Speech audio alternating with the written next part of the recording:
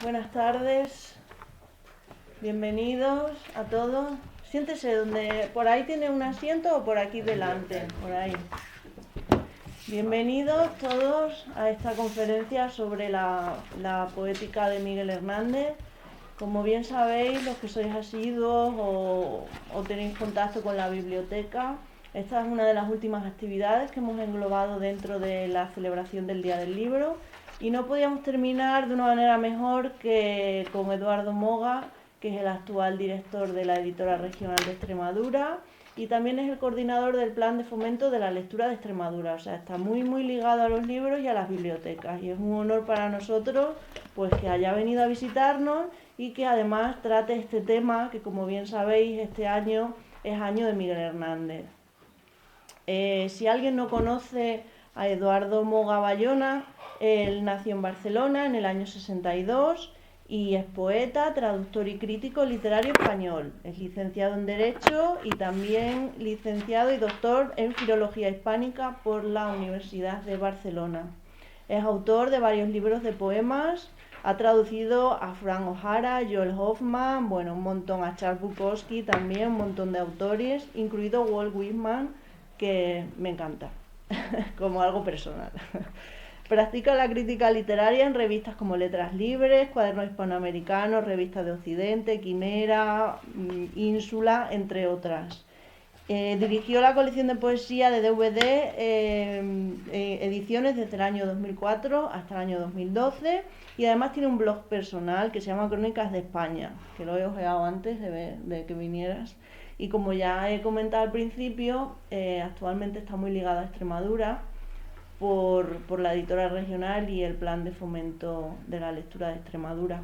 Y sin nada más, le vamos a dar paso para que comience y bueno, pues que nos hable un poquito sobre la poética de Miguel Hernández. Os he dejado a petición de Eduardo la elegía de a Ramón Sige y supongo que la leeremos o haremos algo, ¿vale? Muchas gracias. Gracias, Marisol. Bueno, es un placer estar aquí.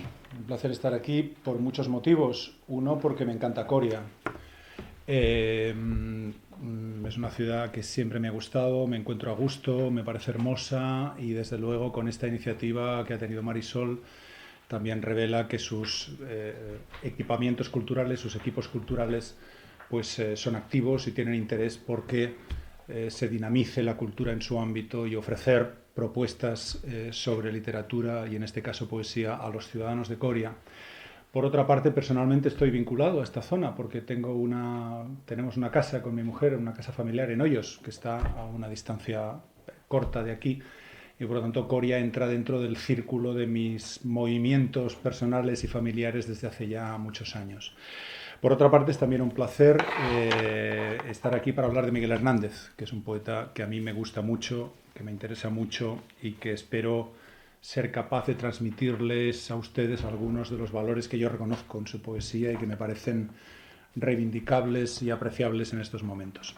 Va a ser una ponencia especial porque va a tener un marcado carácter práctico. Yo les voy a dar algunas pinceladas sobre la vida y obra de Miguel Hernández, pero luego me gustaría, lo haremos después, me gustaría que trabajáramos yo con ustedes, pero no se preocupen, no se me asusten, no les voy a pedir, aquí no hay ningún deber, no les voy a pedir que hagan nada necesariamente más que leer la elegía y seguir un poco las observaciones que yo haga y en todo caso, pues si ustedes quieren comentarlas más adelante o hacer las preguntas o comentarios que quieran. Miguel Hernández, del 75 aniversario de cuya muerte estamos realizando estos actos en celebración, el 2017 se cumplen 75 años de que muriera en el reformatorio de adultos, de que muriera vergonzantemente en el reformatorio de adultos de Alicante en 1942 de tuberculosis, pero en realidad de abandono y de maltrato. Se le habría podido curar, se le habría podido tratar, se le habría podido sacar de la cárcel, se le habría podido llevar a un hospital, pero no se hizo. Y esto es lo primero que hay que decir, porque estamos celebrando el 75 aniversario de su muerte. No se hizo porque él no abjuró de sus creencias. Él, en aquella tortura sistemática en la que se encontraba con otros presos, recibía las presiones de la jerarquía eclesiástica, del obispo correspondiente, de las autoridades franquistas de la cárcel y de la provincia para que renegara de su pasado comunista, para que renegara de su, en fin, de sus convicciones religiosas, que eran muy pocas o ninguna, para que renegara de su adscripción a la República, de su defensa de la República y, en definitiva, del espíritu democrático que él había defendido. Y él se negó a hacerlo, así de sencillo. Entonces, como se negó a hacerlo, pues no le hicieron ningún favor y dejaron sencillamente que se pudriera en las condiciones en las que vivía él y tantos otros, de hacinamiento, miseria, insalubridad y hambre en la que vivían. Por tanto, se puede decir que Miguel Hernández murió de tuberculosis asesinado por el franquismo. Había nacido en Orihuela, en Alicante, en 1910, en el seno de una familia, hombre, no sé si acomodada, pero que por lo menos tenía un ganado que explotaba. El padre era tratante de ganado y con eso podían vivir moderadamente bien en aquellos años en una localidad, digamos, como Orihuela. Yo creo que una de las razones por las que a Miguel Hernández es un personaje atractivo o resulta un poeta seductor, yo me atrevería a decir que todos los que están aquí lo ven así, quizá, ¿no? Como un poeta seductor, como un poeta atractivo, como un poeta, en fin, cuya vida y cuya obra resulta interesante. Yo creo que es por la radicalidad de los elementos humanos que representa. Es decir, un joven que se cría criando cabras. Hay que matizar esto. Las cabras eran de su padre. O sea, él no era un mero peón de ganado. Él era hijo del dueño. Entonces, ese es un matiz importante. Pero, en definitiva, se cría en el campo vigilando los rebaños de su familia. Un hombre que sin formación, porque él no tuvo estudios superiores y apenas tuvo estudios primarios y secundarios. Por cierto, por oposición del padre. El padre, y permítanme ustedes que lo diga así, era un cazurro. Y como tal cazurro no quería que su hijo estudiase, y mucho menos que se dedicara a la literatura, y mucho menos a la poesía, que como todo el mundo sabe, es tarea de homosexuales. Por lo tanto, su padre se negó a que su hijo, y desde luego no le prestó ninguna ayuda, siguiera estudiando, y por lo tanto, pues su formación fue la que él se dio completamente autodidacta. Entonces tenemos un niño, un joven, que no tiene formación, que no tiene estudios, que se cría en la huerta alicantina apacentando cabras y que de golpe y porrazo publica un libro como Perito en Lunas, en el año 1933. Gongorino, metafórico, barroco, elaborado, complejo, muy potente, muy material, y que se va a Madrid. Deja la provincia, deja las cabras, deja ese entorno provinciano más o menos retrógrado, muy conservador, muy tradicionalista, muy católico también, y se va a Madrid, donde entra en contacto y conoce a prácticamente todos los miembros de la generación del 27, y se hace muy amigo de alguno de ellos. Por ejemplo, Vicente Aleixandre. Por ejemplo, Federico García Lorca, aunque Federico tenía sus reticencias con respecto a ese cabrero que olía demasiado a pueblo, pero en fin, se hizo amigo de García Lorca, también conoció mucho a Pablo Neruda, que lo estimaba profundamente, etc. Se va a ese Madrid capitalino, donde conoce a todas estas grandes lumbreras de la poesía nacional ya en aquellos años. No tiene éxito la primera vez que va, no triunfa, no hace la capital, ¿no? Y tiene que volver a Orihuela con el rabo entre las piernas y sin una peseta para sobrevivir. Vuelve una segunda vez a Madrid, ahí ya parece que se sitúa un poco más, entre otras cosas, colaborando con El Cosío, la gran enciclopedia de los toros que patrocina el humanista cántabro, creo que era, y estalla la Guerra Civil. En la Guerra Civil, bien, poco antes de que estalle, él publica El rayo que no cesa, que como todos ustedes saben es un poemario amoroso integrado por unos sonetos brutalmente sensuales y brutalmente apasionados y brutalmente hermosos a su novia mujer, Josefina Manresa. Y poco después de eso, de esa eclosión amorosa, de esa exaltación lírica, del sentimiento erótico, estalla la Guerra Civil y él se involucra hasta las cachas en la Guerra Civil. Se afilia al Partido Comunista y se va al frente. Él es comisario político, hay que decirlo, es comisario político, pero es un comisario político, digamos, de animación a la tropa con poemas y con piezas teatrales. Y él está en varios frentes, va rotando por los frentes, no pega tiros, que yo sepa, no pega tiros, pero está, digamos, animando a las tropas y siempre en las trincheras. De hecho, está en Extremadura, viene al frente de Extremadura a hacer eso, a leer poemas, que hoy nos puede parecer un poco sorprendente, ¿no? Que en una guerra, en una trinchera, venga un señor a cantarnos poemas, con la esperanza, además, de que esos poemas nos animen a combatir. Me parece una situación que hoy en día veríamos casi nos haría reír. Bueno, pues esto, que hoy casi nos haría reír, en el año 36, 37, 38, 39, era una realidad que practicaban los dos bandos, por cierto, y en la que Miguel Hernández se involucró, como digo, hasta las cachas. Se involucra en la guerra a tope, la guerra se pierde, o la pierde él, la pierde su bando, y él intenta huir a Portugal. En Portugal la policía de Salazar lo trinca, porque cruza la frontera a pie, no tenía ni un duro, no era más pobre que las ratas, no tenía nada, y cruza a pie la frontera, vestido andrajosamente. La policía portuguesa lo trinca por el cogote y se lo entrega a la Guardia Civil. Y la Guardia Civil, pues lógicamente se lo manda al juez, y el juez franquista lo mete en prisión. Y en prisión sigue amando a su mujer y sigue componiendo poemas a su hijo. Tuvo dos, uno murió antes de cumplir los 10 meses de vida. Compone las famosísimas Nanas de la Cebolla, y sigue, por lo tanto, participando de esos elementos esenciales, radicalmente humanos, como son el amor, como son el sexo añorado y deseado y cantado y evocado, y como es la vida y la muerte, y como es la defensa de las ideas propias frente a la opresión. Yo creo que por todo este conjunto de factores, el poeta que casi surge de la nada, ¿no? Que surge, el poeta salvaje que surge de la nada, pero que en cambio consigue hacer una obra de un extraordinario refinamiento, el hombre que se involucra, que lucha en una guerra, que se involucra políticamente porque cree en una serie de ideas de democracia, de igualdad y de justicia, que es encarcelado, que sufre la cárcel y la tortura y finalmente la muerte en esas condiciones, creo que dibuja ese perfil que nos lo hace, quizá, digo yo, no lo sé, por eso decía que ustedes me pueden, en fin, pueden opinar, pueden corregirme y pueden sugerir otras cosas, pero yo creo que ese perfil tan intensamente humano, tan comprometido con las cosas, con la realidad, con las ideas, es lo que hace a Miguel Hernández un poeta tan seductor, de entrada por lo menos, ¿no? Tan atractivo, tan cercano, aunque su poesía sea muy compleja, tan cercano. Bueno, Miguel Hernández solo publicó 5 libros, y de ellos solo 4 en vida. Perito en Lunas, El rayo que no cesa.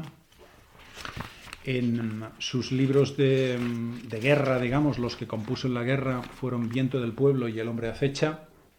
Viento del pueblo era un libro escrito más al principio, es del año 37, si no recuerdo mal, y es un poemario, digamos, heroico y optimista.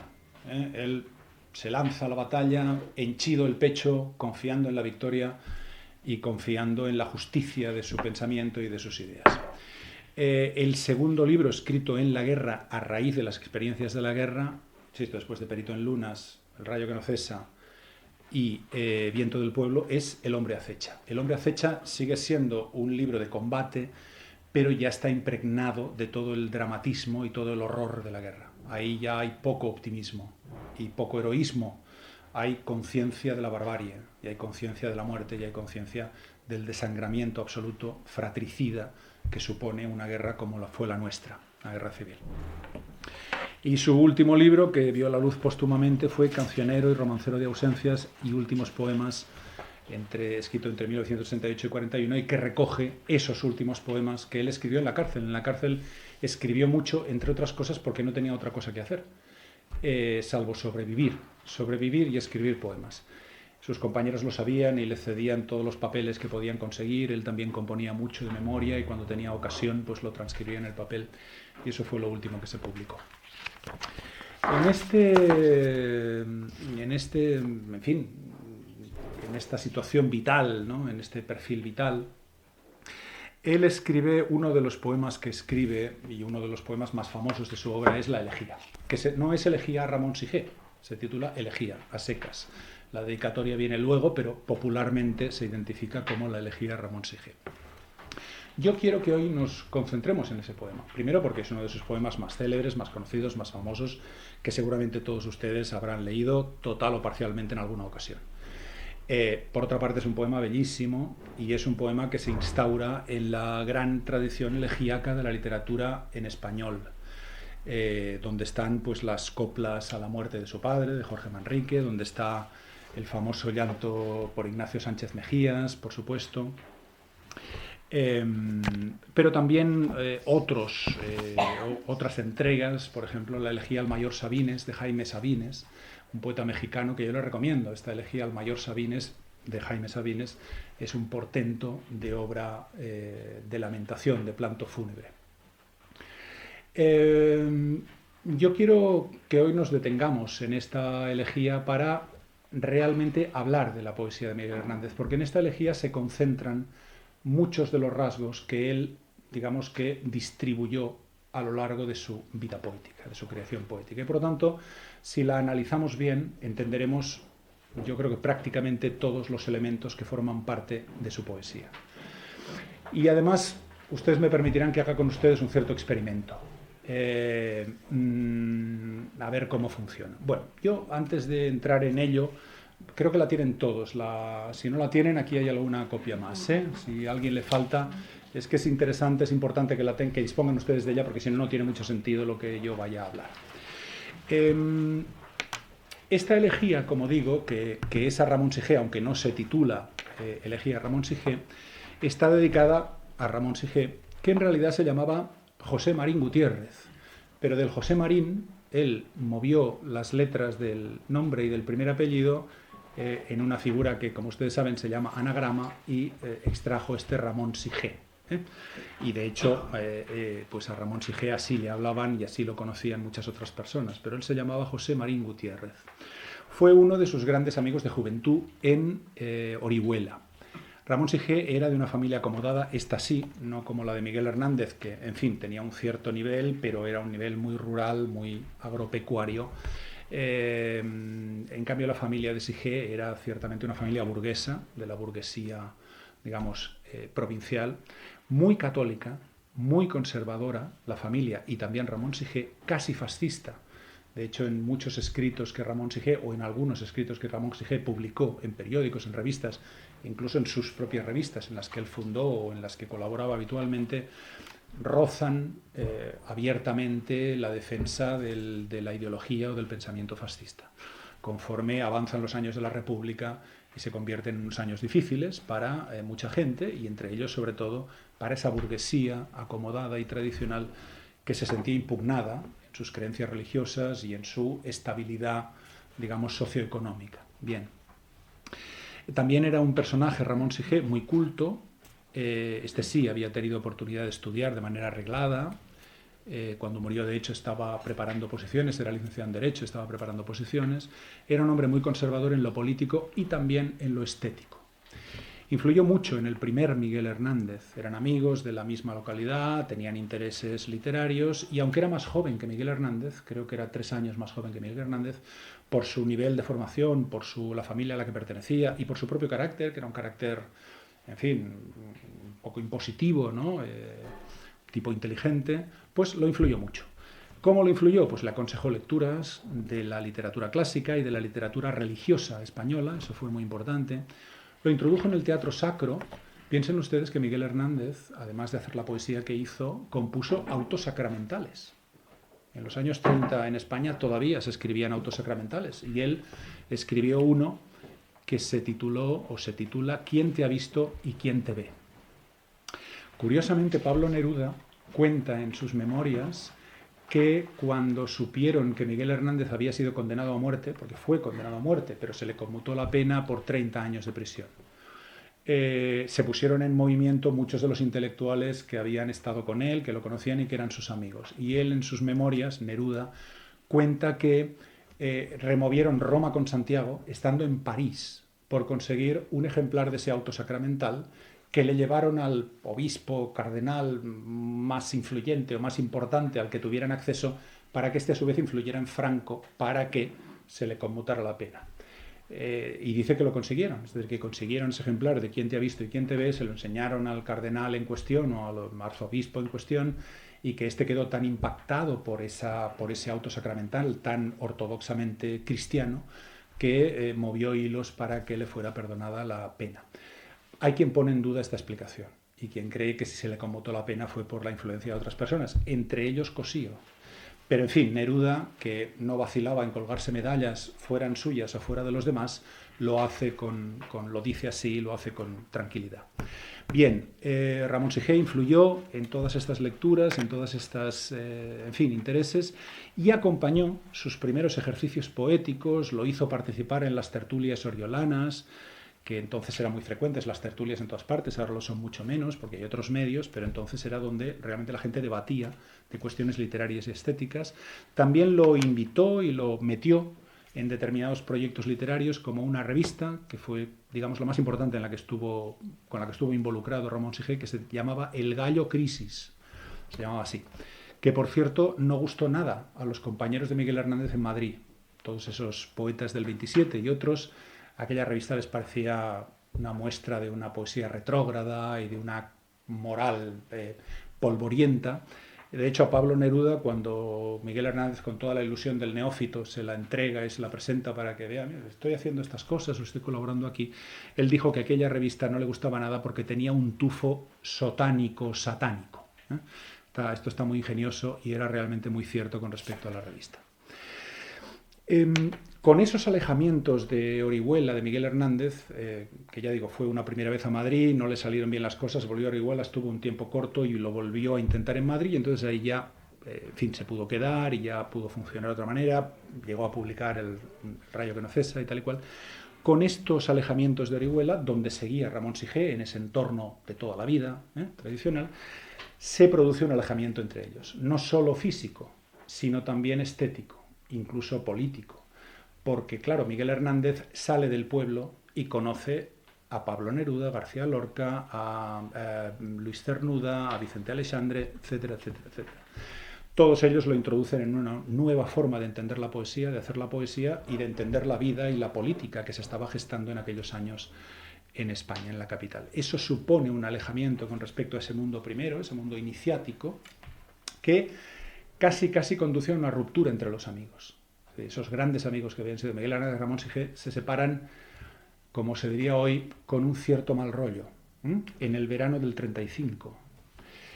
Ramón Sige muere de una septicemia el 24 de diciembre, el día de Nochebuena de 1935. Había pasado muy poco desde ese enfrentamiento, casi ruptura, y la muerte de su amigo de juventud, de adolescencia y juventud.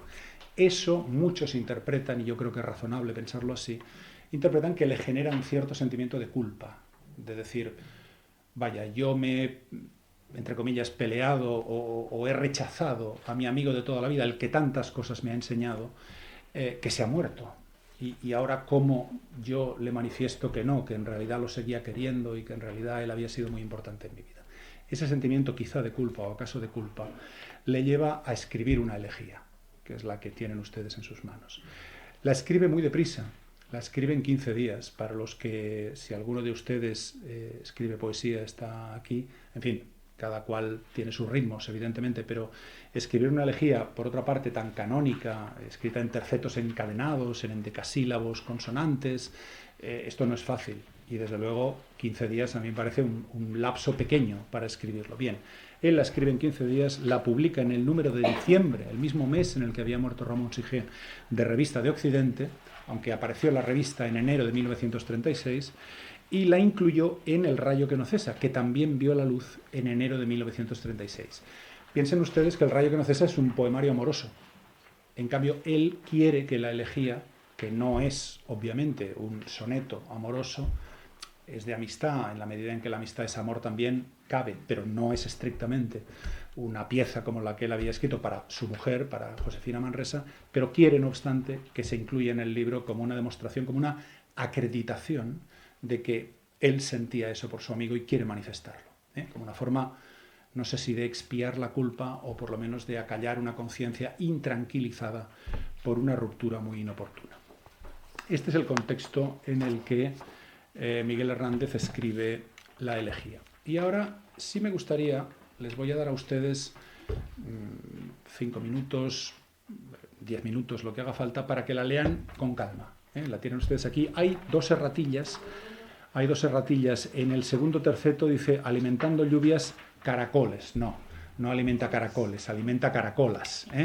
El siguiente y órganos, esto es una cuestión técnica, es minúscula, va en minúscula. Y también hay una microerrata en el terceto número 9, el que empieza por en mis manos, segunda página. En mis manos levanto una tormenta, después de hambrienta de ir un punto.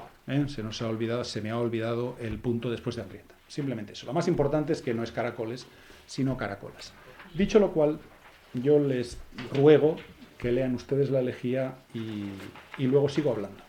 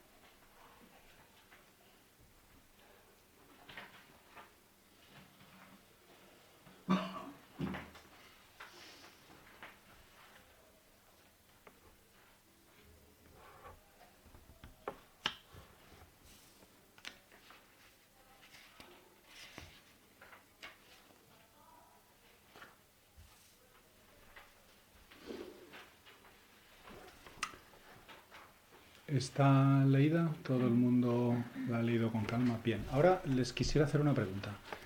¿Les ha gustado? Con naturalidad, si no ha gustado, no ha gustado, y si ha gustado, ¿les ha gustado? Bien, les voy a hacer otra pregunta, y me gustaría que alguien que alguien tuviera bien responderla. ¿Por qué les ha gustado? Podrían...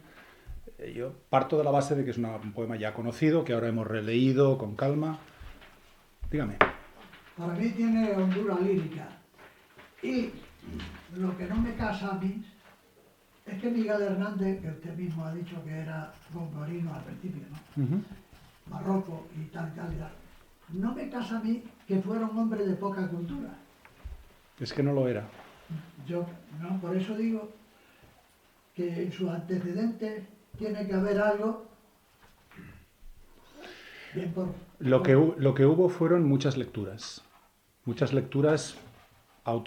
inducidas en buena parte por Ramón Sigé y el grupo de personas que participaban en sus tertulias, también por los poetas del 27 que lo introdujeron, sobre todo en poetas extranjeros, hispanoamericanos, y sobre todo en las lecturas que él mismo iba haciendo en la biblioteca de Orihuela, por su cuenta y riesgo, y que se llevaba en muchos casos al campo. Ahí leyó a los clásicos del siglo de oro, a los románticos españoles, a Bécquer, es decir, que no tenía una cultura, digamos, reglada, porque no tenía estudios con sus titulaciones y sus exámenes y su camino marcado, pero en cambio era un hombre, no es el primer caso, otros poetas y otros autores en un país inculto, como por desgracia ha sido durante mucho tiempo el nuestro, tenían que recurrir a estos mecanismos autodidactas y laterales para recibir la formación que el sistema no les proporcionaba o les proporcionaba muy menguadamente. Pero es que manejar endecasílabos y tercetos y tal no es tan fácil para una persona que no tenga ciertos conocimientos, ¿no? Bueno, no deja de ser una técnica que se aprende. A lo mejor no tienes un profesor que te la enseñe paso a paso, pero sí hay, insisto, aparte de manuales, siempre lo he sabido, hay la lectura de los clásicos, y en la lectura de los clásicos una persona con inquietud verbal, con talento, con curiosidad, con inteligencia, con tiempo, porque cuando estaba en el campo con los rebaños, otra cosa no sé, pero tiempo tenía mucho, y con amigos que lo fueran orientando y le fueran proporcionando lecturas y sugiriendo y proporcionando conocimientos, eso se puede llegar a adquirir. El conocimiento técnico del manejo del endecasílabo, de la métrica, de las formas estróficas, todo esto se puede llegar a conseguir. Y él lo consiguió, pero ya digo, no a través de un estudio reglado, sino de una formación autodidacta en la que se apoyó en mucha gente de su entorno, tanto en Orihuela como en Madrid. Pero me gustaría, si usted me lo permite, volver a esa segunda pregunta que había hecho. Como la respuesta ha sido sí, nos ha gustado mayoritariamente, ¿alguien se atrevería a decir por qué le ha gustado? De una manera muy, en fin, sin entrar en Honduras, sino simplemente... ¿Qué perciben ahí que justifica su agrado? Yo ya le he dicho que es que... Hondura lírica. Hondura lírica. He tomado nota. Intensidad del dolor, tiene una belleza áspera. Muy bien. No aceptar la muerte porque ha venido muy temprano, ¿no? Y luego, porque a partir de... hay una segunda parte, Volverás a mi huerto, a mi era, que es un espacio de nostalgia, ¿no? Porque ahí es donde reafirma el poeta la convivencia, la amistad, y va describiendo por la vida de la comunidad, del pueblo, esas tertulias o las manifestaciones de la primavera y tal. Entonces ese contrapunto, ese yo quiero ser Yolando el hortelano, ese me duele hasta el aliento, luego lo contrapone pues con esta otra cosa que es más, y eso es muy interesante. O sea, el efecto es...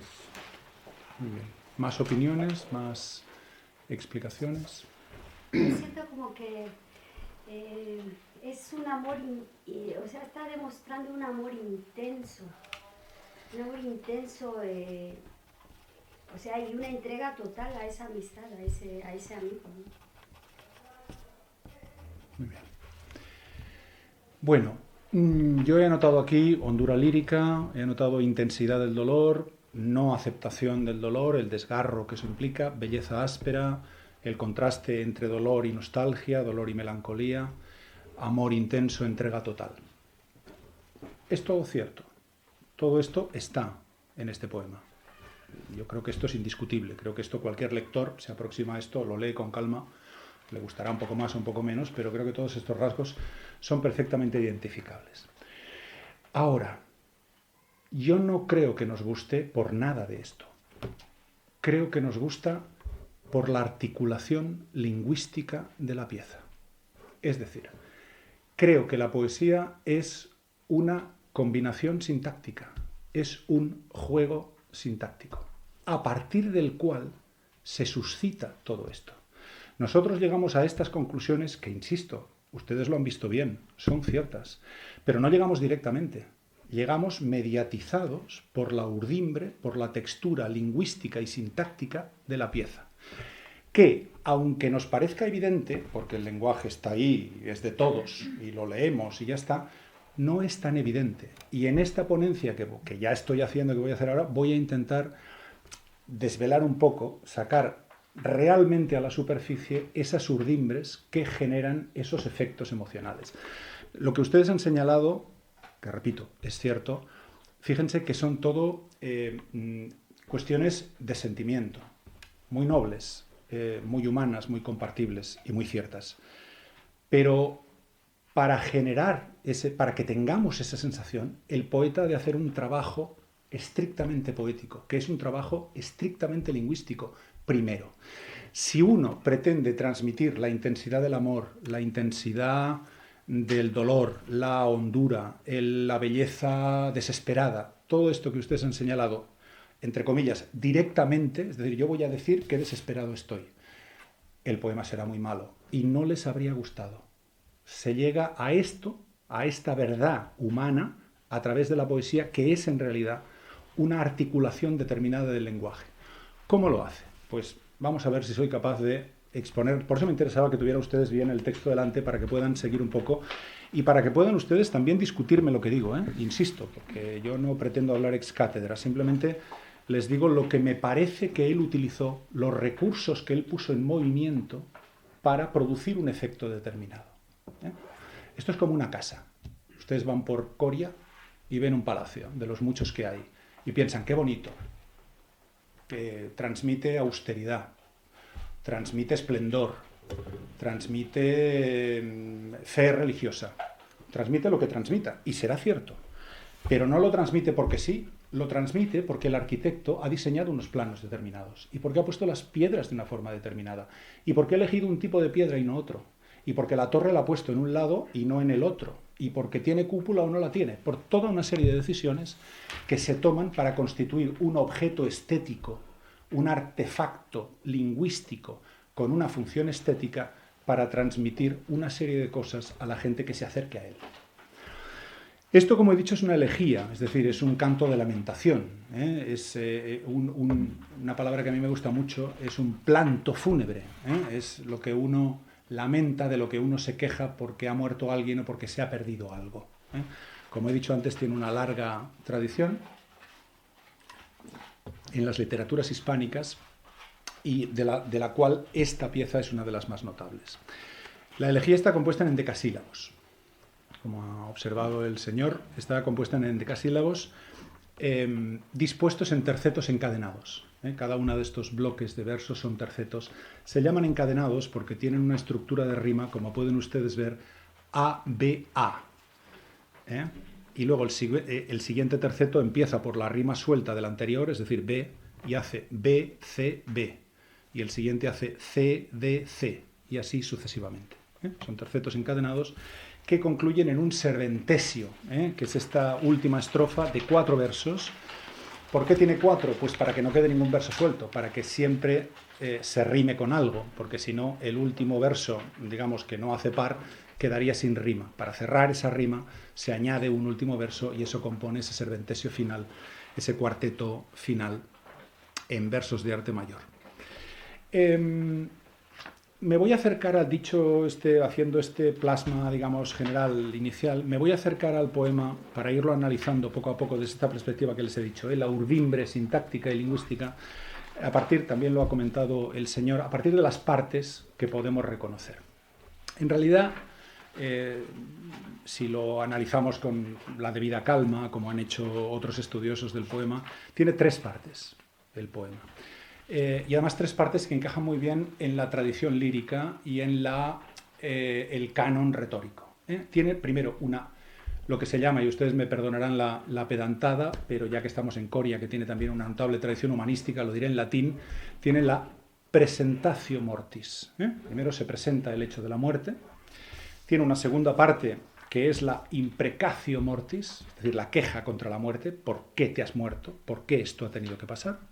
Y donde se manifiesta el dolor, normalmente el dolor del poema. Y tiene una tercera parte que es la consolatio mortis, que también han observado aquí. Frente a el hecho, el desgarro que ese hecho produce, hay siempre un acopio de esperanza o un esbozo de salida de ese dolor y de esa queja en la parte final de la elegía. Todas las elegías incorporan estos tres elementos, quizá no dispuestos de esta manera tan ordenada, pero todos incorporan estos tres elementos.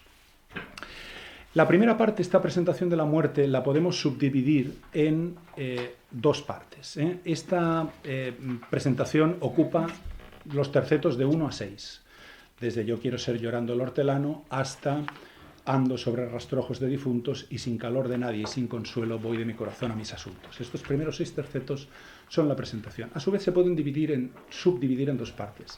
La primera ocupa los 2 primeros tercetos y el primer verso del tercer terceto, y la segunda parte el resto hasta el 6º terceto.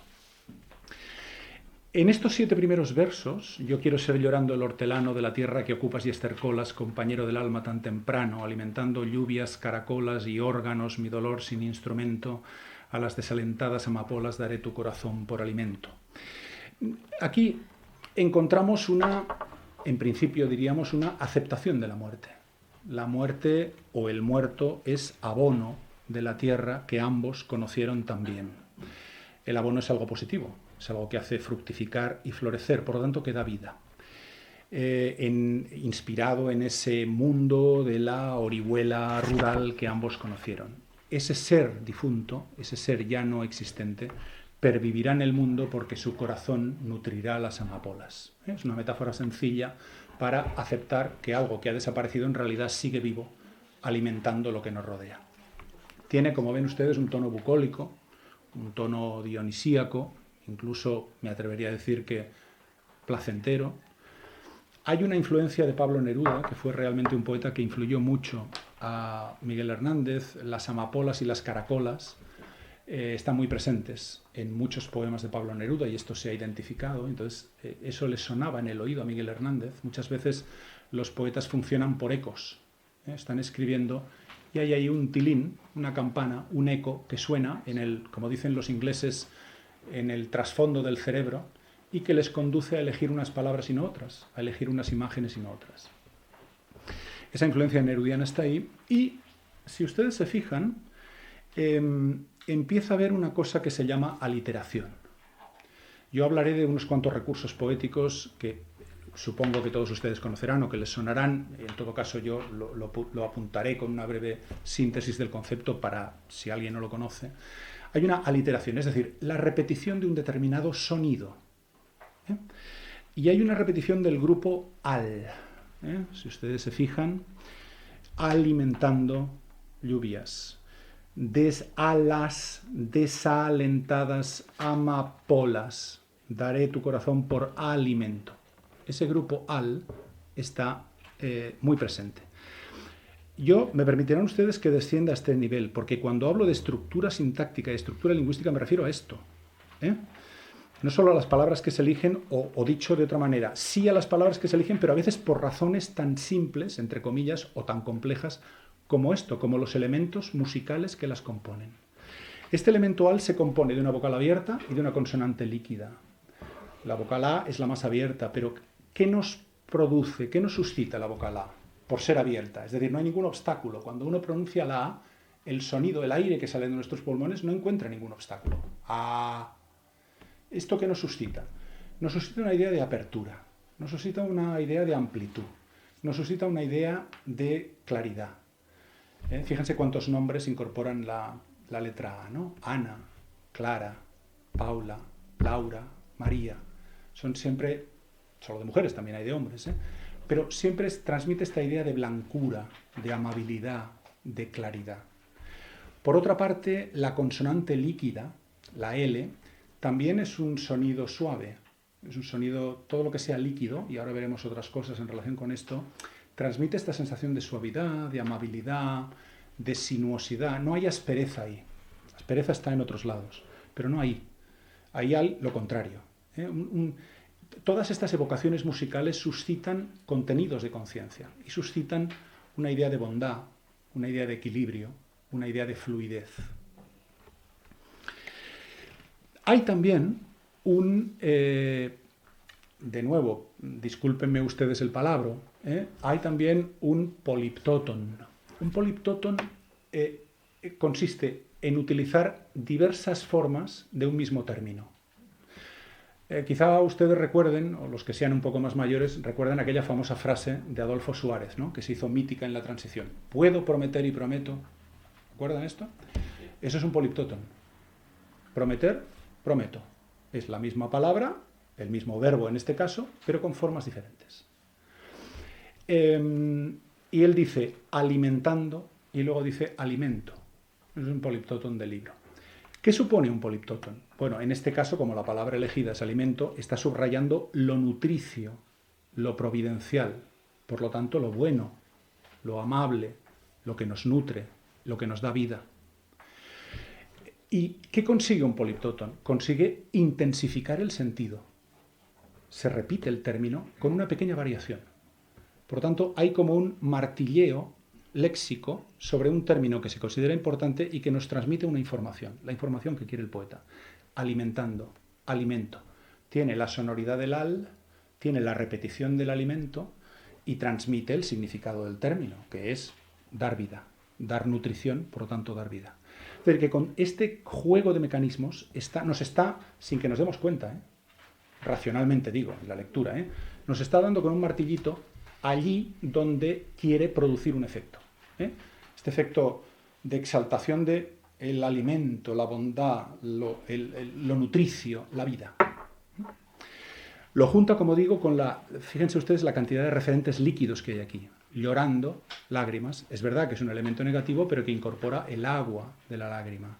El estiércol, de nuevo, también se puede considerar un elemento negativo, pero es un elemento que abona el campo y que, por lo tanto, subviene a esa necesidad de vida.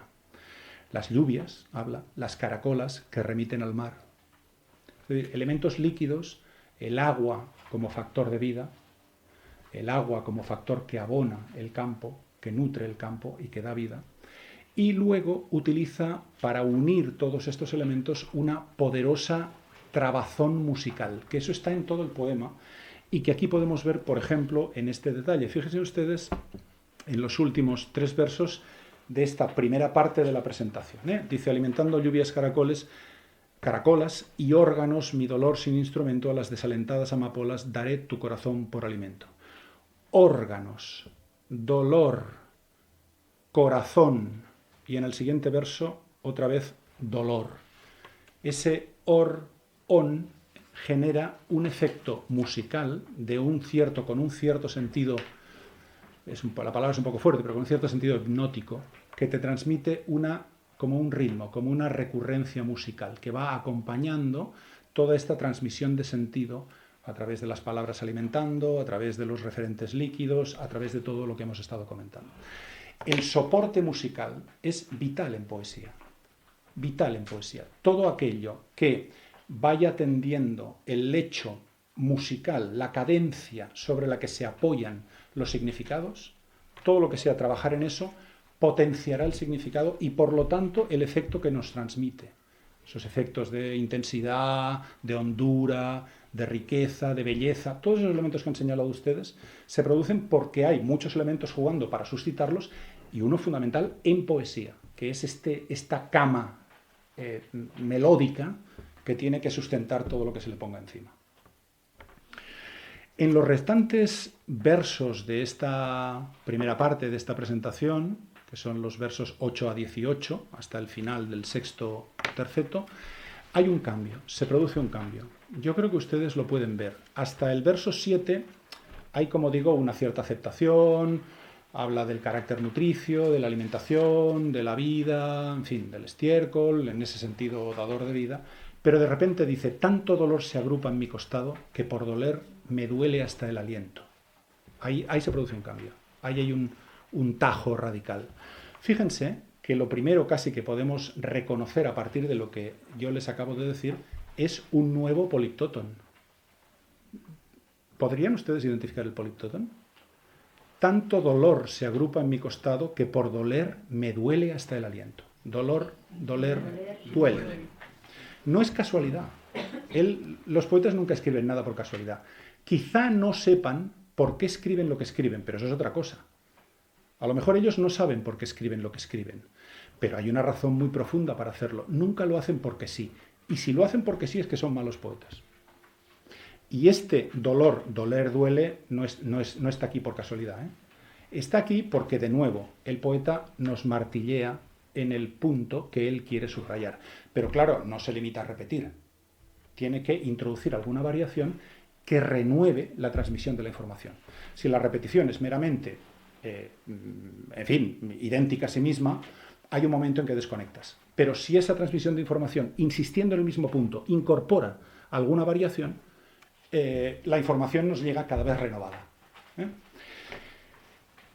Antes de eso hemos tenido un encabalgamiento abrupto. Un encabalgamiento abrupto quiere decir que la frase sintácticamente no acaba en el verso, sino que continúa en el siguiente. Fíjense ustedes en los versos 6 a 7. Y órganos, mi dolor sin instrumento, a las desalentadas amapolas, ¿qué? Ahí no acaba la frase. A las desalentadas amapolas daré tu corazón por alimento. Esto es un encabalgamiento, el sentido se encabalga de un verso a otro, y además es un encabalgamiento abrupto. Es decir, es un encabalgamiento en pleno centro de la construcción sintáctica, entre, en este caso, el objeto indirecto y el verbo principal de la frase. Ese encabalgamiento y ese carácter abrupto ya te marca el cambio de sentido que se está introduciendo en estos versos. Fíjense ustedes también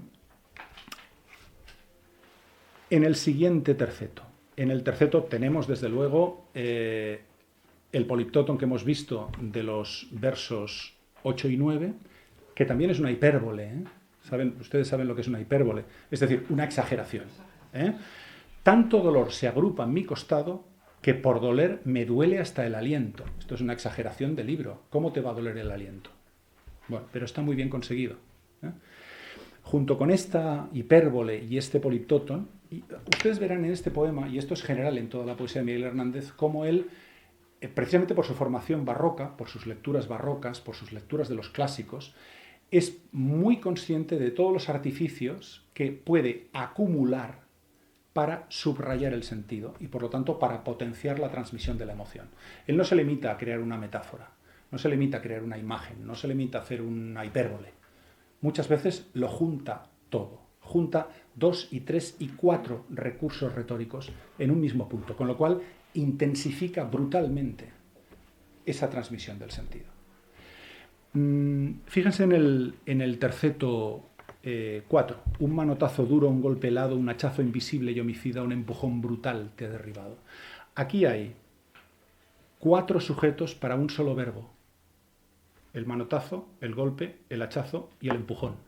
Y un solo verbo, te ha derribado. Esa acumulación de sujetos, esa acumulación de hechos negativos, porque todos lo son, con un solo verbo es como un embudo. En un embudo metes un montón de elementos dolorosos que confluyen en un punto. Y esa acumulación, esa agrupación, acabo de decir agrupa, esa agrupación conduce a una intensificación del sentimiento y a una intensificación del dolor. Aquí hay también muchos elementos, pues los epítetos, ¿no? Un manotazo duro. Un manotazo siempre es duro. Si es manotazo, siempre es duro. Un empujón, si es un empujón, siempre es brutal. Un hachazo invisible, no.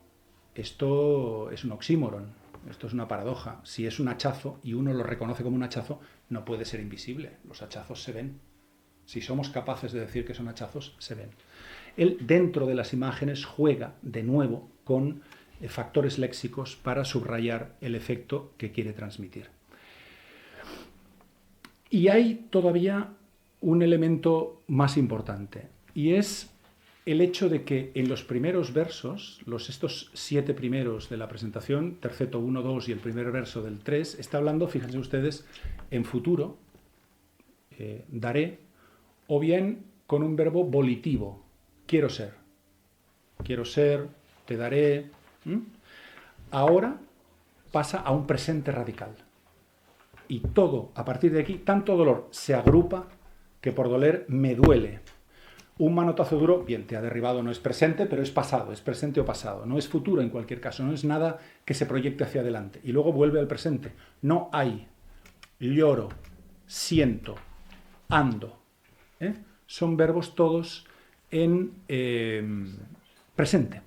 Y eso quiere decir que de esa consideración inicial de, bueno, tú estás muerto, tu sangre nutrirá las amapolas, yo te daré, yo quiero ser, yo trabajaré por ser, por convertirme. Esta proyección futura que le resta aspereza al dolor se vuelca radicalmente en un presente de muerte. Ando en un campo de rastrojos, siento, me duele, no hay. Te ha derribado, una realidad que yo constato, te ha derribado. Es decir, esa transformación en el tiempo, los tiempos verbales son muy importantes, porque el verbo transmite la información sobre el tiempo. Y el tiempo, en el caso de una persona de 22 años que ha muerto, la idea de has muerto tan temprano, compañero del alma, esa idea de que el tiempo es en el caso de Ramón Sige, ha sido un hachazo, una injusticia, un peso inabordable, se manifiesta también en la forma en la que se trabajan los verbos y con estos cambios de un futuro más o menos impreciso o que no compromete a un presente de un dolor radical.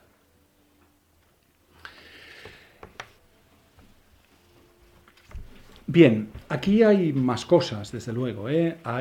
Sigue habiendo hipérboles, fíjense ustedes en no hay extensión más grande que mi herida, siento más tu muerte que mi vida. Y hay también, son exageraciones. ¿Cómo no va a haber una extensión más grande que la herida? Es una hipérbole de libro.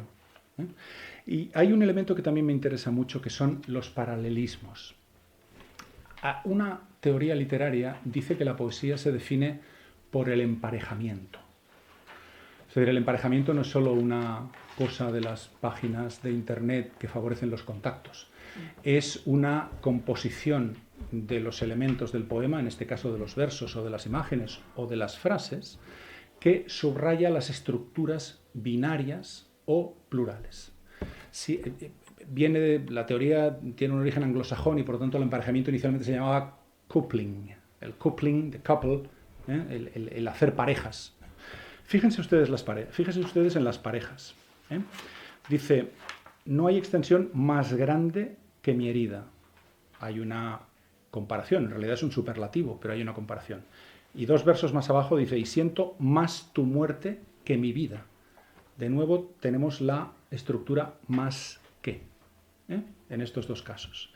Y también fíjense en los elementos binarios. Lloro mi desventura y sus conjuntos. Y siento, lloro y siento. Y dentro del lloro mi desventura y sus conjuntos. Más adelante, ando sobre rastrojos de difuntos y sin calor de nadie y sin consuelo.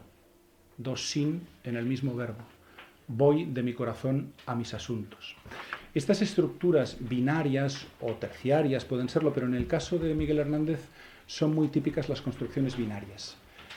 Hay quien opina que por esa formación cristiana que recibió, porque el cristianismo es binario, vida-muerte, cielo-infierno, es verdad que hay purgatorio, pero hay un debate sobre el purgatorio. Hay algunos papas que dicen que no existe, o el limbo que no existe, otros dicen que sí, incluso algunos se han atrevido a decir que el infierno no existía, otros dicen que sí que existe y añaden que está lleno.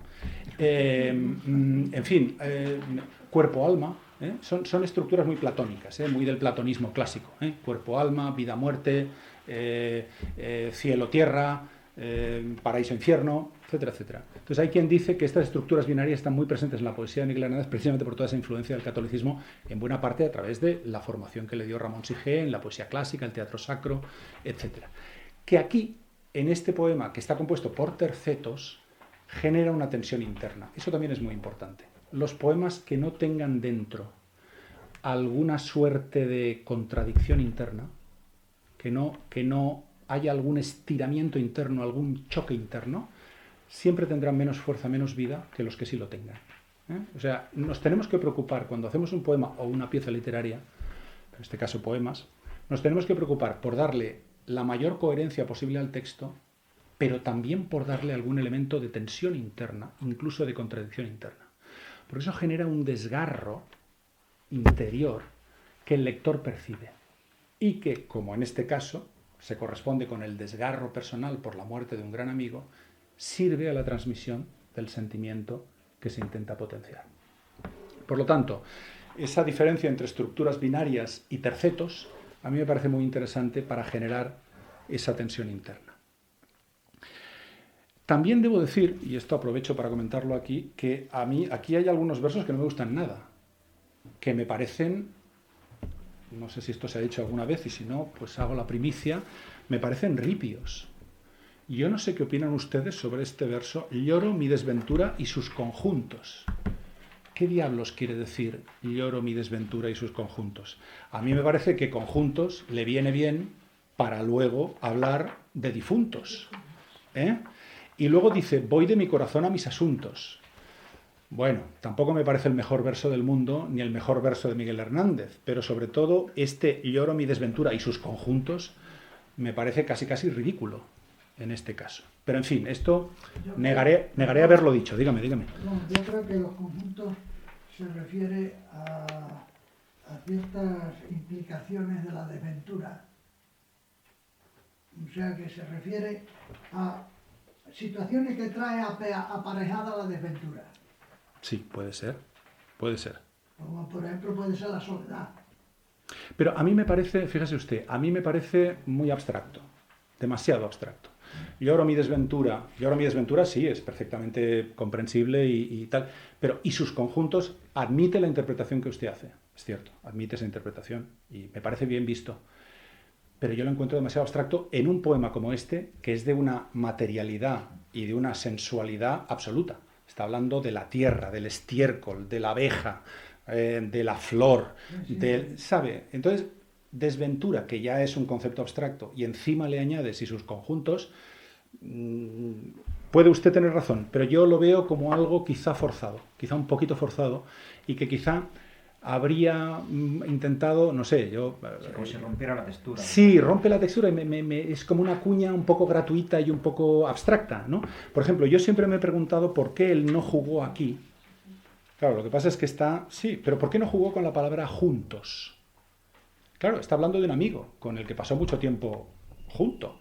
Entonces, la palabra juntos, que creo que no aparece en el resto del poema, rima con difuntos y con asuntos, y le da una posibilidad de crear una imagen que traslade la idea de la cercanía con el amigo, de la unión con el amigo. Pero en fin, esto es hacer poesía ficción, ¿eh? Es decir, ¿y tú qué hubieras hecho de estar? Bueno, no lo sé, pero como lector se me plantean estas preguntas y como escritor digo, hombre, pues quizá en lugar de conjuntos, buscar algo conjuntos, ¿eh? Trabajar con la idea para que el verso acabara en eso. Porque esta es otra. Para conseguir un efecto realmente impactante de los poemas estróficos, esto es un poema estrófico, compuesto en, como les he dicho, en determinadas formas estróficas, hay que empezar por el final. Yo estoy convencido de que la primera estrofa que ideó Miguel Hernández fue la última. Convencido. Porque, claro, tienes que garantizarte el impacto brutal del final. Te lo tienes que garantizar. Y si esperas a ver a dónde te conduce el poema, a lo mejor no lo tienes garantizado, a lo mejor no lo consigues de la misma manera. Entonces, un truco para reforzar el impacto del poema y que genere este efecto de nos ha gustado mucho por todas sus virtudes humanas y sentimentales, es tener el final y saber que el final es buenísimo y saber que el final es impactante y realmente el final es muy bueno. Que tenemos que hablar de muchas... ¿Quién no ha repetido estos versos alguna vez en su vida? Que tenemos que hablar de muchas cosas, compañero del alma, compañero. Yo estoy convencido de que esto fue lo primero que ideó. No sé si fue lo primero que escribió, pero estoy convencido de que fue lo primero que ideó. Y entonces compuso el poema para llegar ahí. Pero en fin, esto de nuevo es una hipótesis que a mí se me ocurre, pero que no, en este caso no se ampara en ningún elemento textual. Y yo lo que quería hablarles sobre todo era de esos elementos textuales. Llegamos al terceto, llegamos a la imprecación por la muerte, a la queja por la muerte, que como les he dicho, va de los tercetos 7 a 11. Son estos 5 tercetos centrales No sé cómo vamos de tiempo, vamos mal de tiempo. Son estos 5 tercetos centrales que son el eje, el núcleo de la elegía según la tradición lírica castellana. Aquí introducimos otro elemento fundamental, intensificador del sentido, que es la anáfora. La anáfora, para aquellos de ustedes que no estén familiarizados con el término, es la repetición de una palabra al inicio de verso. Fíjense ustedes que todo este tramo central, esta imprecación, está construida sobre la base de las anáforas. Temprano, temprano, temprano, una primera anáfora. No perdono, no perdono, no perdono, una segunda anáfora. Quiero, quiero, quiero, una tercera anáfora. ¿Qué consigue la anáfora? De nuevo, repetir y, por lo tanto, intensificar. Y incorpora a esa anáfora, como le he dicho, como ya les he dicho, una cierta acumulación de elementos musicales y fonéticos. Fíjense que de la primera no perdono se repite la partícula no, que es una partícula negativa, ya como adverbio de negación y luego formando parte del verbo perdonar.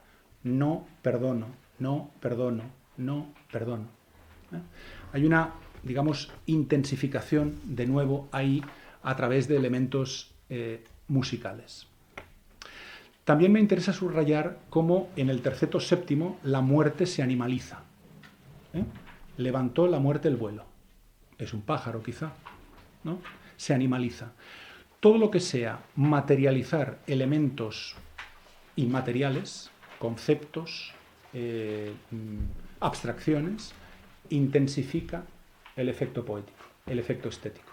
Por lo tanto, la muerte, podemos hablar de la muerte como un hecho abstracto, si quieren ustedes, filosófico incluso, metafísico, pero si dices que levanta el vuelo y lo conviertes en un pájaro, tu percepción de la muerte es otra, mucho más directa, mucho más cercana, mucho más material.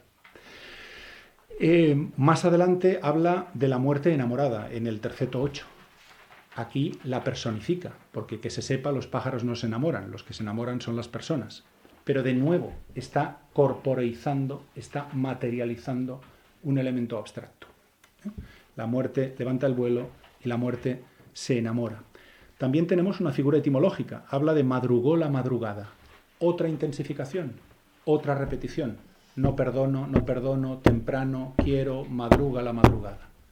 Es otro recurso retórico que se llama así, la figura etimológica. Prosiguen los elementos constructivos y musicales acentuando esos elementos negativos. Ya he mencionado la reiteración de la partícula no y también las estructuras paralelísticas. Tenemos una muerte enamorada y una vida desatenta. Otra personificación. Los desatentos son los seres humanos, no la vida. La vida es otro concepto. Tenemos la tierra y la nada, como he mencionado antes. Y fíjense ustedes que ambas imágenes abarcan los dos extremos de la existencia.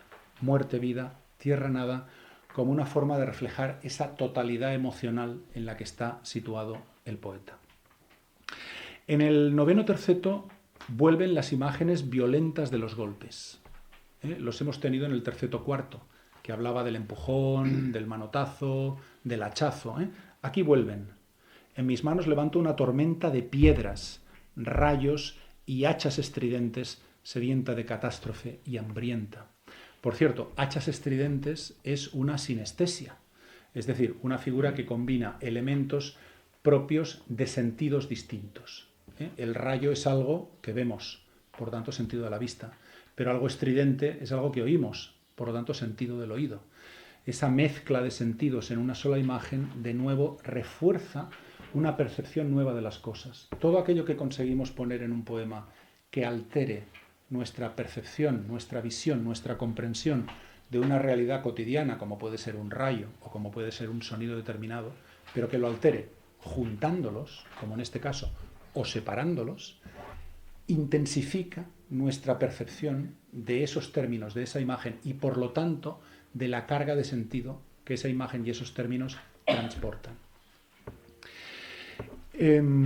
Vuelven, como decía, esos golpes, vuelve el hachazo, que he hablado antes, y que supone un nuevo ejemplo de coherencia textual. La coherencia textual es muy importante. Cuando hablábamos antes de darle coherencia al texto, estaba hablando de que siempre recordemos, ¿qué hemos dicho antes? para jugar con la repetición o la disociación en su caso, pero siempre sin perder de vista, por utilizar el símil que he empleado antes, del edificio. Si hemos puesto una torre en un lado, hombre, recordémoslo, tengámoslo en cuenta para saber dónde resulta más efectivo poner una segunda torre si queremos ponerla. Hay más elementos. La rima se prolonga en rimas internas. Tormenta, piedras, sedienta, hambrienta. Aquí hay una asonancia que se repite. Y también se repiten los paralelismos. Sedienta, hambrienta. En los tercetos, décimo y undécimo, culmina, y además yo creo que aquí está quizá el eje significativo y emocional del poema, culmina la progresión retórica de la imprecación. Fijaos, antes hablábamos, había como un ansia, tenía que ver con las manos, un empujón, un manutazo, una tormenta, sostengo, dice, en mis manos levanto una tormenta de piedra, juega con las manos, para bien o para mal, juega con las manos. Aquí juega con la boca y pasa de una manipulación manual a un, como diría Freud, deseo de ingestión. Todo aquello que realmente nos concierne más, nos apasiona más, nos golpea más, queremos metérnoslo dentro. Y Freud hablaba del deseo de ingestión, aplicado al mundo del sexo, a Eros.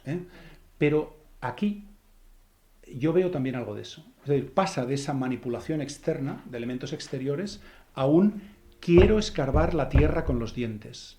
Quiero apartar la tierra parte a parte, a dentelladas, secas y calientes. Quiero minar la tierra con esa boca con la que está mordiéndola, hasta encontrarte y besarte con los labios, besarte, la noble calavera y desamordazarte y regresarte. Son probablemente los dos tercetos más hermosos de la elegía y son brutales retóricamente. Pero fijaos que hay este paso, paso de lo que está más fuera a lo que está más dentro, que él quiere meterse en la boca para arrancar, para separar y en último término para ingerir esa vida muerta que hay ahí abajo del amigo querido. Esa progresión a mí me parece realmente espléndida y está sustentada, como siempre, en elementos retóricos. Por ejemplo, uno muy visible es la aliteración, y en este caso de R. Fijaos, quiero escarbar la tierra con los dientes, quiero apartar la tierra parte a parte, a dentelladas secas y calientes. Quiero minar la tierra hasta encontrarte y besarte la noble calavera y desamordazarte y regresarte. Esa aspereza de el ir mordiendo la tierra para llegar a donde tú quieres llegar, a ese corazón hundido y muerto, para devolverlo a la vida, está bien plasmada, muy bien plasmada en esa aliteración, acompañada de otras, porque fijaos que también el grupo K, CA, también se repite. Quiero escarbar a dentelladas secas y calientes y la noble calavera. Todos estos elementos musicales van dando sostén físico con mucha potencia a la idea que se quiere transmitir. La idea que se quiere transmitir es: yo no acepto esto, yo quiero que vuelvas a la vida, yo estaría dispuesto a hacer cualquier cosa porque vuelvas a la vida. De ahí la intensidad del dolor, de ahí la intensidad del amor que percibimos, pero porque está articulada en estas imágenes de me voy a meter dentro de la tierra con la boca, con los labios, con la lengua, que es lo que también nos vincula con el amor. Son órganos eróticos. En cambio, él los utiliza para plasmar su amor de esa manera exhumatoria, de esa manera excavatoria. Hay más elementos, similicadencias, rimas internas. Voy avanzando porque si no os voy a cansar. Sí. Ahí en regresarte sí observo yo un ripio. Porque ese regresarte hace un verbo pronominal y yo creo que regresar no es pronominal. No, no lo es, pero yo esto entiendo que es una licencia poética. Y es una licencia poética, es una licencia poética precisamente para hacer nominal lo que no lo es. Es decir, regresarte quiere plasmar la voluntad de devolverlo a la vida de manera tan directa que se inventa un verbo, se inventa un neologismo que técnicamente regresarte no es correcto, pero se lo inventa, yo creo que ahí sí, deliberadamente, como todo, para precisamente plasmar la voluntad de arrancarlo de la muerte y devolverlo a la vida, y por lo tanto transmitir su sentimiento de amor y de amistad. Hay un elemento también que me interesa subrayar y es el polisíndeton. Yo a lo mejor les estoy abrumando a ustedes demasiado con estos elementos, pero ya que el propósito de esta ponencia era explicar los mecanismos que se ponen en marcha para conseguir un efecto determinado en este poema y en todos, me parece que estas cosas pueden dar claves para explicar ciertos resultados, ¿no? Fíjense que repite la conjunción y. Quiero minar la tierra hasta encontrarte y besarte la noble calavera y desamordazarte y regresarte. Esa acumulación de elementos, de nuevo, es ansío todo esto, ansío muchas cosas, lo ansío con mucha fuerza y por lo tanto acumulo y busco y quiero y junto, y avancemos hasta ese resultado final. Bien, llegamos a la parte final, que yo también espero que sea la parte final de la exposición. Son los últimos 5 tercetos, la consolatio mortis, la consolación de la muerte. Hemos pasado por una presentación, hemos pasado por la exposición de un dolor, hemos pasado por la no aceptación de esa situación y la voluntad de luchar porque eso no sea así, aunque es inevitable. Y llegamos por fin a el resultado humano de, bien, pues no va a quedar más remedio que aceptarlo. Eso se plasma en estos 5 tercetos finales, en las que prosiguen las anáforas, porque volverás. Y fíjense algo también muy importante, volvemos al tiempo futuro. ¿Se han fijado? Es decir, aquel tiempo futuro del principio que era, bueno, estás muerto, ya haremos, ya haré, ya trabajaré y tal. Luego es presente, no, pero estás muerto aquí, yo te quiero sacar, yo voy a trabajar, yo tal, yo hago, yo sufro, yo siento, yo me duelo. Aquí volvemos al futuro, es muy significativo, volverás.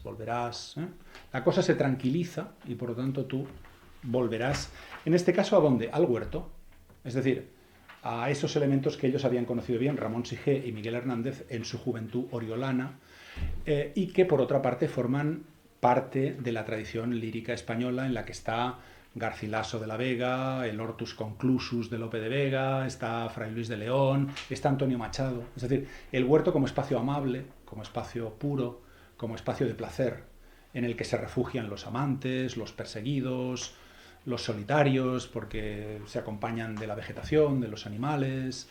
En fin, ese espacio mítico, muy real por otra parte, porque ellos lo habían vivido, pero también mítico de la tradición literaria. Vuelven aquí las aliteraciones, muy importante, pero fíjense que aquí ya no son tanto de ar, aunque hay un verso muy significativo, sino de nuevo de al. ¿Se acuerdan de aquella aliteración del principio? De al, aquella líquida y amable, con la A y con la L, pues la volvemos a encontrar aquí. ¡Qué casualidad! La volvemos a encontrar aquí. Altos, alma, angelicales, al arrullo, alegrarás, almendras, y esta estupenda, a las aladas almas de las rosas. Que parece que toda la frase tenga alas. A las aladas almas de las rosas, del almendro, alma, llama campo enamorado, junto con otras. La R la encontramos en volverás al arrullo de las rejas de los labradores. Pero claro, aquí esta R, o este sonido áspero de R, reproduce quizá el trabajo de la reja en la tierra. Ya es otra cosa, porque ya estamos hablando de una construcción del hombre, ya estamos hablando de un dominio de la tierra, de un dominio de la naturaleza, de algo que uno construye, ara un campo y de ahí surgirá frutos, y por lo tanto comida, y por lo tanto vida, y por lo tanto actividad humana. Tiene una naturaleza diferente. Fíjense cómo las metáforas que se utilizan aquí dibujan un espacio de nuevo amable, vinculado con la elevación. Nos encontramos los altos andamios de las flores. De nuevo, en andamios hay un elemento constructivo. Aquí ya no hay destrucción, aquí hay construcción. Se levanta un andamio para levantar una pared, para levantar un edificio, lo que sea. Encontramos altos, por lo tanto, elevación, aire, cielo, espiritualización. Y encontramos construcción, la confluencia de los dos elementos. El alma es un pájaro de angelicales ceras. Es un pájaro y un ángel, de nuevo. Alguien que se mueve en el aire, en el cielo, en el azul limpio, en el espíritu. Las rejas de los campesinos también son un pájaro, porque arrullan. Hasta eso que está hincado en la tierra se convierte en algo elevado. Y además fíjense que todo contribuye a eso que se construye. Es un espacio fabril. Estamos creando un huerto, un campo cultivado. algo que se construye, algo que crea y que participa de ese movimiento de elevación, de incluso del propio crecimiento de las plantas, de lo que se cultiva en esa tierra arada por la reja de los labradores enamorados. Aparecen las abejas, su colmena. Las abejas son fabriles, las abejas hacen cera, hacen miel, y son muy garcilasianas. ¿Quién no recuerda aquel verso de la égloga tercera? En el silencio solo se escuchaba un susurro de abejas que sonaba. Es una aliteración como las que utiliza Miguel Hernández. Espléndida. Bien, nos encontramos más encabalgamientos, nos encontramos una mención a la novia. Esta novia era Josefina Fenoll, que era la novia de Ramón Sige, a la que, por cierto, Miguel Hernández le compuso también una elegía. Compuso una segunda elegía a Josefina Fenoll, pero no tiene nada que ver con esta. Es decir, sin ser mala, se ha dicho que es muy mala y tal. No es verdad, no es mala, es un buen poema, pero no se puede comparar con este. Hay algo ahí que podríamos hacer, estoy pensando que podríamos hacer otra sesión, no con ustedes, no les voy a castigar hasta ese punto, pero una sesión con las dos elegías y ver por qué una funciona y otra no. Esto sería muy interesante. Las dos elegías y ver qué mecanismos ha utilizado aquí para que nos guste y para que veamos toda esa intensidad, y qué mecanismos ha utilizado allá o no ha sabido utilizar allá para que produzca el mismo efecto. Pero bueno, este es otro tema. Bien, yo lo voy a dejar aquí.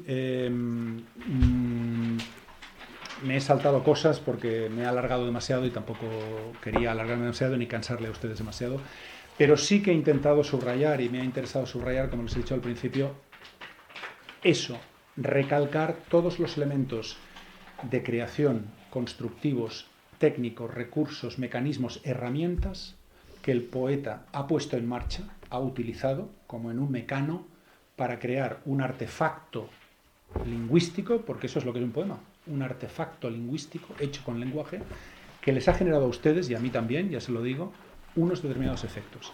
Así funciona todo.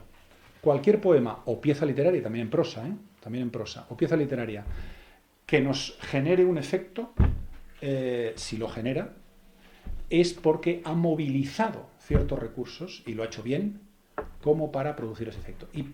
Y eso nos revela, entre muchas otras cosas, nos revela la importancia del lenguaje, que a veces olvidamos, porque claro, como el lenguaje es algo tan común que utilizamos todos los días, no nos damos cuenta, es lo más normal del mundo, todos estamos muy a gusto con nuestra forma de hablar y nuestra forma de decir, no nos damos cuenta, ni tenemos por qué, por otra parte, pero en fin, a veces viene bien frenarse y decir, ojo, que todo lo que decimos, o todo lo que podemos llegar a decir, según cómo lo digamos, produce efectos, y a veces efectos muy importantes, y a veces efectos letales.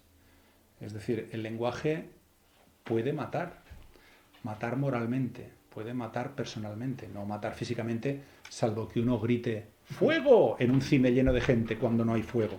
Ahí puede matar también físicamente, pero puede matar moralmente. Y esa es una responsabilidad que nos incumbe a todos, a los que somos escritores especialmente, pero nos incumbe a todos. El lenguaje es una herramienta muy importante para generar lo bueno, pero también para generar lo malo. Una cuestión. Dígame. No ha dicho, en cuanto a la dedicatoria, hay una cosa que me interesa destacar. Sí. Que en Orihuela, su pueblo y el mío, se me ha muerto como del rayo Ramón Sige. Con quien tanto. A quien tanto quería. En realidad, el poeta dice con. Esto siempre me llamó mucho la atención porque me parece una cosa extraordinaria. Ya el poeta, en realidad, lo que está diciendo es que nosotros no queremos a alguien, sino queremos con alguien. Entonces esto ya define, es perfecto esto. Tiene usted toda la razón. Tiene usted toda la razón. Es como el regresarte. El regresarte es una invención léxica para transmitir un sentimiento con más intensidad. Y el con quien tanto quería se aleja de lo normal. Lo normal sería a quien tanto quería. Eso es lo que diríamos todos en un primer momento, ¿no? Pero en cambio él fuerza la expresión, retuerce la expresión, pero la retuerce creativamente. La retuerce para aportar un matiz singular de ese amor que compartía con el poeta. Es decir, yo lo quería tanto a él porque juntos queríamos muchas cosas. Y cuando tú quieres lo mismo con otra gente, te sientes muy unida a esa gente. Igual que cuando sufres con otra gente, te sientes también muy unido a esa gente. Entonces, este pequeño giro, pasar de una preposición a otra, de a con, es un giro genial. Estoy de acuerdo con usted. Es un giro genial porque hay muy pequeño espacio, como en el fútbol. Ha driblado en 1 centímetro cuadrado. Pues lo mismo, el poeta aquí ha driblado en 1 centímetro cuadrado. De una a un con genera un efecto estético y de transmisión de ideas y de sentimientos que te desarbola y realmente te asoma, hace que te asomes a ese amor intenso y a ese amor singular que él tenía por el amigo querido. O sea que no he entrado en esto como no he entrado en otras cuestiones porque ya son las 9, pero ha hecho usted muy bien en señalar. Hay muchas cosas que preguntar. Yo no sé, yo estoy encantado, estoy un poco agobiado porque ustedes estén cansados después, llevamos casi 1 hora y media. Si quieren los comentarios o las preguntas que quieran hacerme, yo estoy encantado de responderlas. En fin, y si no, pues... Bueno, Juan. Me tengo que ir. Muy bien. Muchas gracias. Ya acabamos, gracias a usted por venir. Muy bien, pues si no hay nada más... Ay, Luz, Pues, si quieres preguntar algo, no te quedes Ya. Lo que pasa es que son tantas cosas que no sé ni por dónde empezar. O sea, la verdad es que vienen pensamientos mientras está usted hablando, o sea, vienen pensamientos. A ver, por ejemplo, tú quieres transmitir un sentimiento y en realidad, cuando estamos hablando de la construcción, cuando estamos hablando de lo que estamos haciendo una semejanza con la construcción, con lo que tú vas a construir, a mí se me antoja que el sentimiento, tú quieres transmitir tu sentimiento, pero que a la vez no estás pensando en cómo va a ser esos andamios y cómo va a ser esa construcción. No sé si me explico. Sí, se explica usted. Entonces, claro, o sea, eso y pues muchas otras cosas. Bueno, hay quien ha dicho, y yo estoy de acuerdo, en que el arte en general y la literatura en particular y la poesía en concreto es una pasión fría. Entonces, usted tiene que sentir la pasión, tiene que recordar la pasión. Es decir, tiene que... Y esto es contradictorio con esta elegía, porque esta elegía fue escrita muy rápido, con distancia relativamente escasa a la muerte del amigo.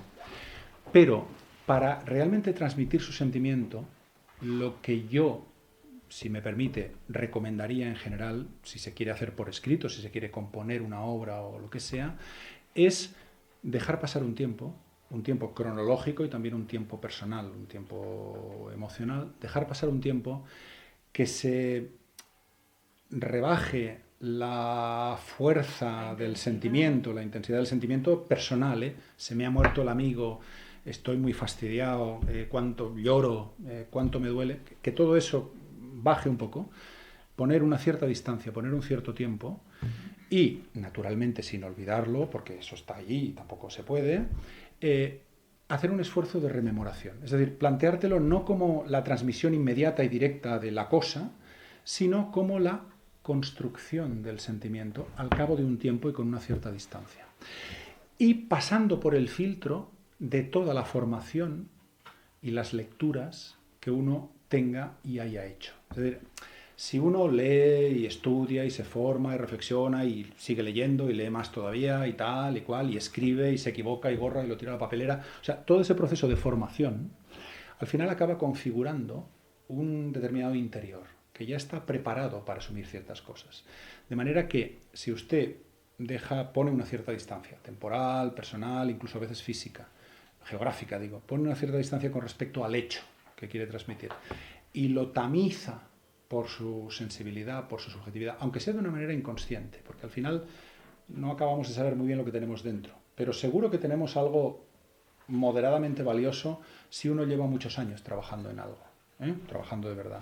Si eso lo tamiza por esa subjetividad formada, leída, más o menos experimentada, al final el resultado acabará siendo bueno.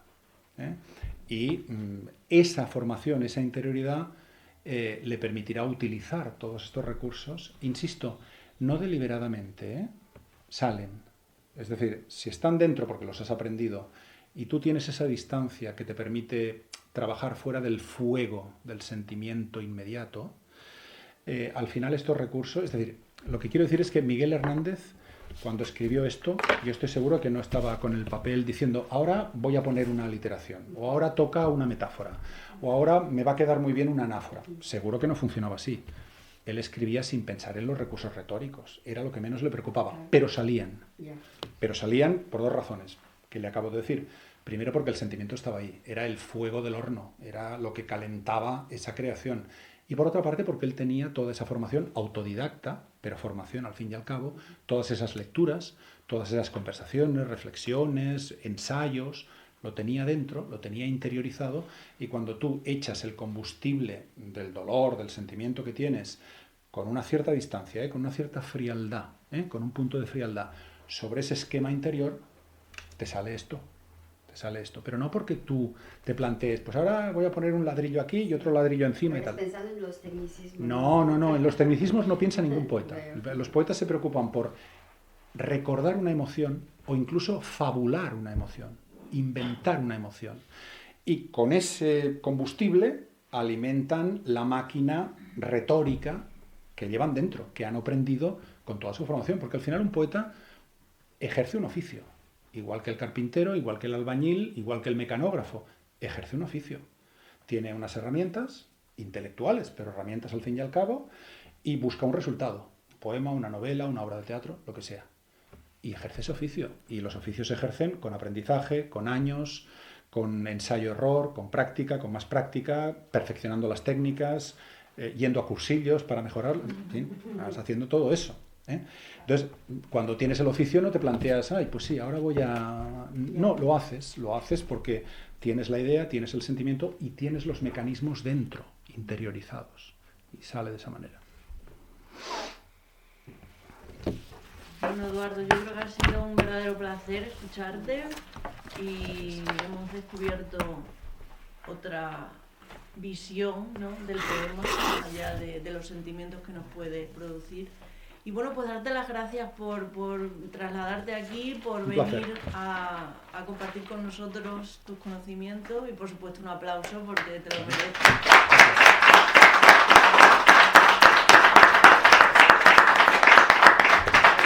Muchas gracias. Muchas gracias.